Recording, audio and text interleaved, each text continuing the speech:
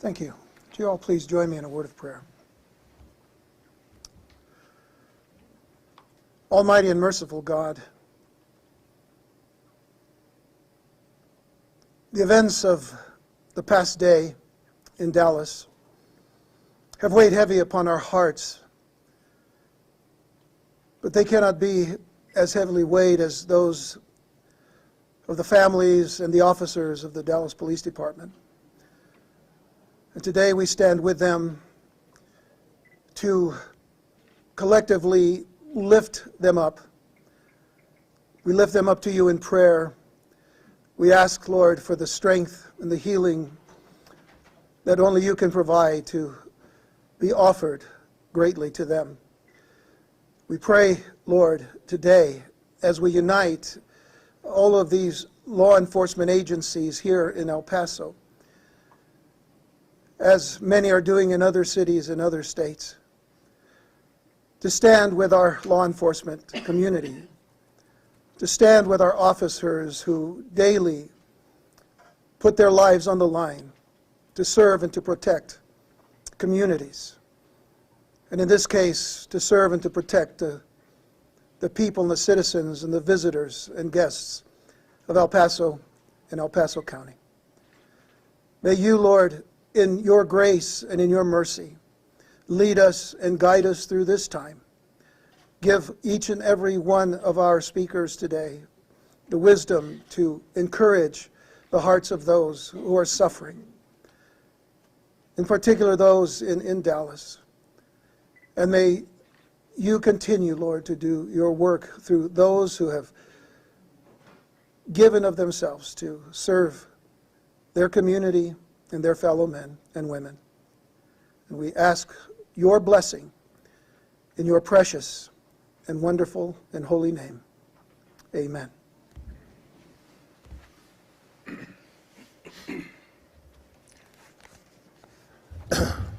I would say good afternoon, but it's really not a good afternoon here in our country today. But I do want to thank all the members of the media for attending, and I want to thank all the people behind me, our local county leaders and law enforcement here. The purpose of this press conference was to show our support, not just from the leaders and law enforcement perspective, but from the community of El Paso to the Dallas Police Department, to the community of Dallas. And we are really shocked and saddened by the assassination of 5 Dallas police officers that were protecting a peaceful protest. And our hearts go out to those officers and civilians who were injured and murdered. It's a national tragedy, and we hold them in our thoughts and prayers.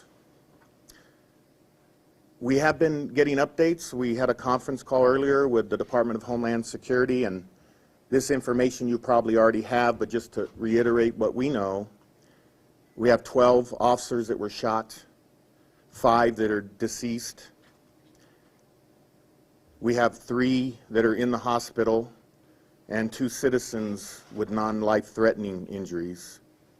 They believe it may be a lone gunman who was armed with an SKS rifle and handgun, wearing body armor with rifle plates.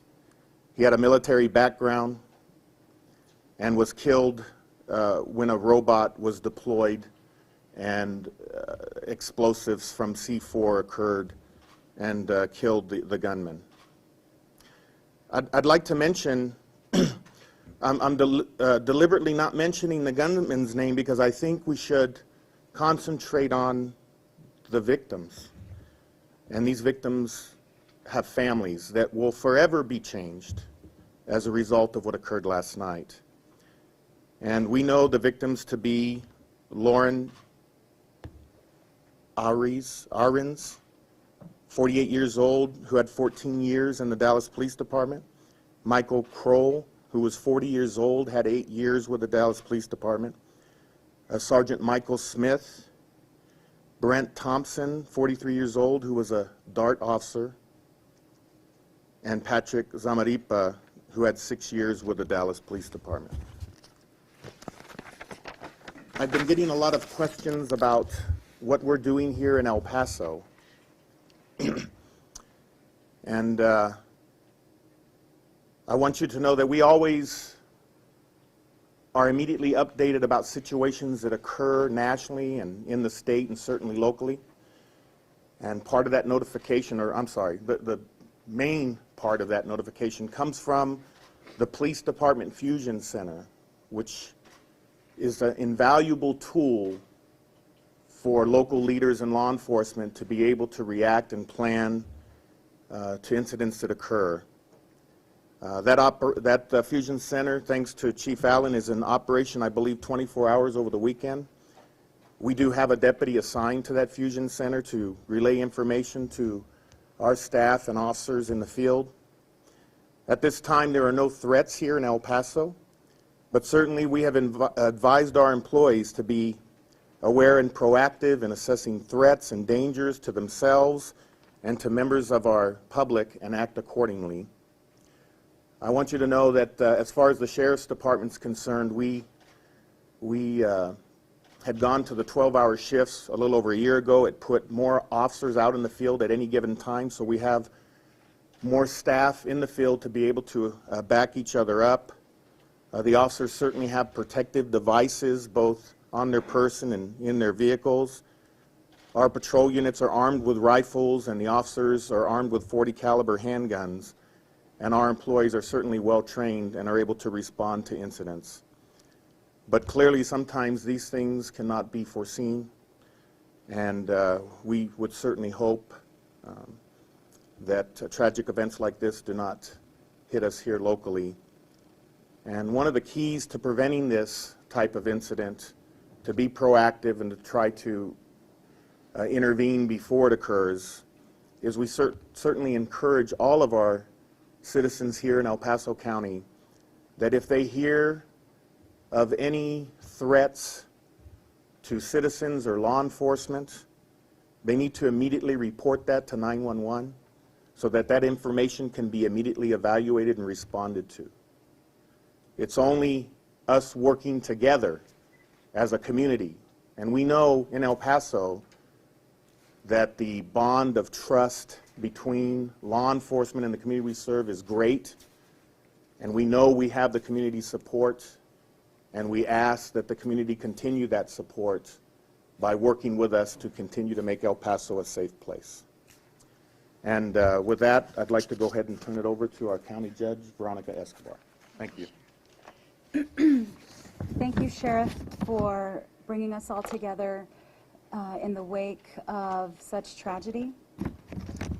And it is in the wake of such inexplicable and seemingly endless tragedy that we do come together today, as we did the afternoon of the Orlando tragedy, to deliver our condolences to the families who lost loved ones and to send our support and love to the communities that are in deep pain.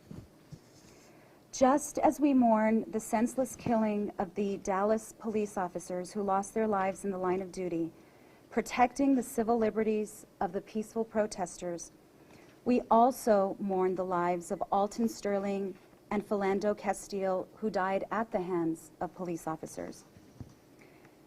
There are mothers, fathers, wives, sisters, children who are without loved ones today. And as I'm sure you all have spoken to one another and come together to discuss these tragedies, it really is an incredible burden that this country is feeling right now. A burden that comes from incredible carnage that we are seeing over and over and over, almost weekly in the news. And unfortunately, as a nation, we are no closer to the healing we need in order to achieve peace, or the courage our leaders need to create reform. While our community and our law enforcement and governmental organizations in El Paso are not perfect, there's none that is. In El Paso, more than in most communities, we are privileged to enjoy a sense of safety and tranquility that allows us to live and raise our families without fear. And part of that, as the sheriff mentioned, is the relationship that our law enforcement leaders have cultivated with members of the community. And it is a very special collaborative relationship that we are very lucky to have. We have law enforcement that works closely with our community, that operates, for the most part, without questioning of economic status, skin color, or immigration status of those that they are policing. We enjoy a community that has chosen to pursue unity. While there is a need to grieve, whether it be the grieving we did after Orlando, or after the killings of the young men this week, or the slaying of the police officers last night, there must also be a time for action, because even in tragedy, and in fact, probably especially in the face of tragedy, there is opportunity. Every one of us, whether we live in Orlando, Florida, Dallas, Texas, St. Paul, Minnesota, or Baton Rouge, Louisiana, or El Paso, Texas, has tools at our disposal to create the change that our country so desperately needs. We each have to ask ourselves, what is our role in demanding high standards for law enforcement? What is our role in demanding respect for the men and women of law enforcement who protect our communities and our families? What is our role in pushing for common sense laws that protect us from madmen with guns? How can we be a part of a solution in the face of national pain? Any life that is lost is wasteful and painful. The question is not why we continue to face tragedy, but what can we do and what should we do to prevent it? What is our responsibility as citizens to create a nation of peace instead of one of racial divide, strife, and too much hatred? Those are the questions we each have to face and determine what action we will take, to stop the needless suffering and pain. Again, thank you, Sheriff, for bringing us all together today. This is a very important moment in our history. This is a very important moment in our humanity. May we all come together to strive for peace. Thank you, Sheriff. Thank you, Judge. Chief, no? Okay. We appreciate, again, everybody who showed up. A lot of this was at the last minute trying to get this together because these things unfold rather quickly. But I certainly want to give anybody an opportunity to speak that would like. That's behind me. Anybody? Yes, sir, please. And Sheriff, thank you so much for bringing everybody together and for your leadership, and Chief, for being really great examples of what community policing is all about and creating that atmosphere here in El Paso. Governor Abbott requested that DPS deploy services to help in Dallas. I obviously don't speak on behalf of his office or on behalf of Director McCraw, but I want to give that update from the state perspective. DPS deployed Texas Rangers to help with crime scene investigation and to manage the crime scene, which was very large in downtown Dallas. They also deployed counselors from their victim services department to help in that effort. And also the troopers and everything at their disposal in the region that's typically assigned to that North Texas region were instructed to assist Dallas PD with anything that they needed. With that being said, that's the update from the state side. I think I speak for everybody here when we say our heart is broken for their community, for those family members who won't have a loved one come home. I think sometimes we take for granted that we go off to our job and can promise our families will be home. Law enforcement officers don't have that luxury. They can't ever make that promise to their families. And unfortunately, that's a reality that 5 families are dealing with today and will continue to deal with. So our prayers are with them. Whether it was a lone gunman or multiple assailants, we also hope that justice is swift and certain when it comes to them. So thank you again for bringing us together. And we have a representative from State Representative Blanco's office that would like to read a statement. Representative Blanco could not be here today, but he sent a statement, and on his behalf, meeting violence with violence is never the answer. Today we stand by our peace officers and thank them for putting their lives on the line day in and day out. We thank them for protecting the rights and freedoms we are blessed with in our country. We stand by our fellow Texans in Dallas and offer any and all support available, as well as our thoughts and prayers for the mourning families. The loss of life we've seen recently is senseless and tragic. In these times of darkness, let us peacefully raise our voices and bring strength to demand the changes in our system so that crime never goes unpunished. It is our responsibility as legislators and as Americans to create a safe future for those who will come after us. Let us also remember to have hope that we can overcome even the most trying obstacles, especially as policymakers, working tirelessly to ensure that our local, state, and federal policies reflect the society in which we wish to live. Thank you. Yes, sir, absolutely. Good afternoon, Constable Bernal. Today, when I left my house, I got an extra kiss and a hug from my wife because she was worried of what would happen today. I got calls from friends and relatives from Dallas, finding out, see how we were doing here in El Paso. One of my deputies, his son, tried to make sure that he had his vest on so that he was comfortable that his father was going out to work. So this has hit even here so far as El Paso from all our families, even our children. So we just want I just like to say thank you to all law enforcement for helping us. And today and tomorrow, next days, if you see somebody in uniform, please say thank you. Anybody else? Everybody's good? Okay.